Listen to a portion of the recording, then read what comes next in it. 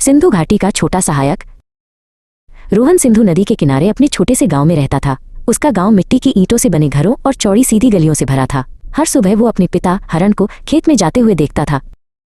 पहले हरण अपने हाथों से और छोटे औजारों से जमीन खोदते थे। ये बहुत मेहनत का काम था। रोहन देखता था कि उसके पिता दिन के अंत में कितने थक जाते थे। फिर एक दिन हरण एक नई चीज घर लाए। वो लकड़ी का बना था, जिसका एक सिरा नुकीला था और एक लंबा हैंडल था। ये हल है रोहन, उन्होंने मुस्कुराते हुए कहा। ये हमारे काम को आसान बना देगा। अगले दिन रोहन ने देखा कि कैसे दो बैल हल को खींच रहे थे। हल जमीन में गहरी रेखाएं बना रहा था, बीज बोने के लिए एकदम सही। ये हाथ से करने से कहीं ज्यादा तेज था।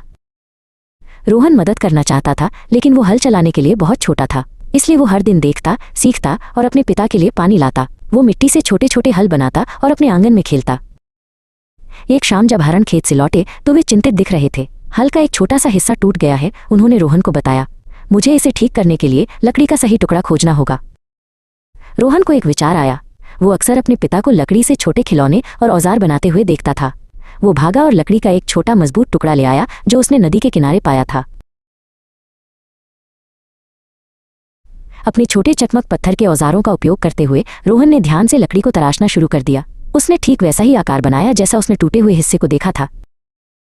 जब हरण ने देखा कि रोहन क्या कर रहा है तो उनकी आंखें आश्चर्य से चौड़ी हो गईं। छोटा टुकड़ा पूरी तरह से फिट बैठता था। उन्होंने रोहन को गले से लगा लिया। तुमने तो कमाल कर दिया मेरे बेटे। उस दिन के बाद रोहन सिर्फ देखता ही नहीं था, वो जानता था कि भले ही वो छोटा हो, फिर भी वो बड़े और महत्वपूर्ण तरीकों से मदद कर सकता है। और हल रोहन की छोटी सी मदद से उनके परिवार के लिए कई सालों तक खेत जोतता रहा।